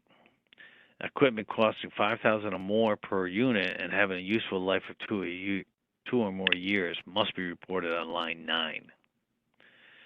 Additional detail is required in the reporting of revenue on the other lines, 29, 33, and 39. CFRS Web provides line detail boxes to enter this data. Line detail boxes are also provided for the following types of revenue. And then when transferring data from the DMH1 to the DMH2, CFRS Web only transfers line detail box totals. The detail information must be re-entered in the drop-down box of the DMH2. This is huge. Schedule everything that you put on the core reports on the CFR1 through the through the DMH1. If you enter a number, it could very well flow to another area, or it could change another report's totals. Okay, so if you enter CFR4, it'll change the CFR1, and it'll probably change the CFR2 and 3 also. The DMH2 is not automatically updated, and it does not change when you change a number on the core. Okay, so if I send you a review email and I ask you to change something on your CFR4, and you make that change, and then you're going to go ahead and get a new DCN number and send it back to me, well, you got to remember that that change did not automatically flow to the DMH2. So you have to then either go directly to the DMH2 and make the change there, or you have to retransfer the data from the DMH1 to the 2, and then you'll get that message, hey, there's already information there. Do you want to override it? And the answer is yes. Okay. So whenever you make changes to the core, you'll have to retransfer the data to the claim. All right. DMH3. It's all about the funding source code, where the money came from that we gave to you. Okay. And every column of data on a DMH2 should also have a column of data on a DMH3. You may have more than one funding source code for a program, okay? But in this particular case, it's a state agency of OASIS, it's a county of New York, it's a program 6350, and the funding source code in the bottom, in the middle left is 013B, okay? Next to it says direct contract, which must match what's on the CFR on the DMH2. And then you go down, and the gray area is already completed for you, and the white area needs to be completed. So line 11, number of units of service, and line 12, total expenses. Line 10, number of persons served per year. This is only required for certain programs. I believe you can refer back to Appendix E through G to decide whether that's necessary or not. Okay. So you put this information in here. This information must match what's being put on the DMH2. Okay. So if you don't know the answer to this question, you can go back to your DMH2 and get the answer there, what the total adjusted expenses are, and bring them back and put it here. Okay. Also on the bottom left are 3 gold buttons: change county, change funding, and delete funding. Change county, we've already said. If you want to change it from one to another, that's fine. Click on change county, put the new county in, hit update, you're done. Change funding source, same concept. If you last year was one and this year is another, then all you got to do is click on change funding, or you can go to the third choice. You can delete the funding source and create a new one. Okay. Francis mentioned it earlier. You can also do that from the utilities. And if you do have an error code during the final validations and it has something to do with funding source, if you feel that you've done it properly, then go look and see if there's an erroneous funding source sitting out there that's causing that problem. That's your delete funding. So you can also have more than one funding source for a program. And that's what the column on the far right is, program totals for county. So you'll see number of units of service is 8,800 under this funding source, but over to the right is 10,800, which means there must be another funding source for that 2,000 units of service, and here it is, and it's a different funding source, okay? So you can have more than one funding source. And again, the numbers on the DMH3 must equal the numbers on the DMH2.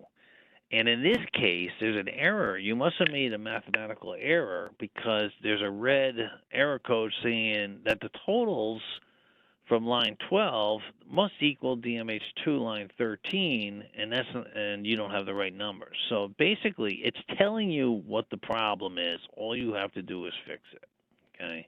So all you have to do is go into the DMH3 and change the number to match the DMH2, and you'll be good to go. Okay. In summary, for OASIS and OMH, the contract number and type indicated for each program on the DMH2 will be transferred to the DMH3. And for OPWD, at least one contract number and type, state or local combination indicated for each program on DMH3 must match the information indicated for the program on DMH2. The DMH3 is completed on a New York State agency and county-specific basis. Funding source codes are found in Appendix N of the CFR manual. Contract numbers must be entered. Contract type must be selected. For each funding source center, persons served per year, units of service, total expenses, applied net revenue. Applied net revenue is all the revenue except for state aid. Okay, so that's all that other revenue, the Medicaid, the other than third party and such. So that's what applied net revenue is, and net operating costs per funding source is calculated. One thing I forgot to mention was when you're in your funding source codes or when you're in your county, you'll see an asterisk to the right of it. When you click on that asterisk, that'll bring the most commonly used funding source codes to the top of the drop-down list, and it'll bring the most commonly used counties to the top of the drop-down list. All right, that concludes my section. I will now hand it back off to the host. Thank you.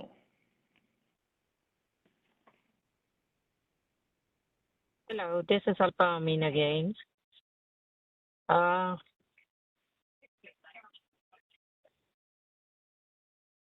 function. We believe health function is useful tool. Whenever you are in a doubt, use it.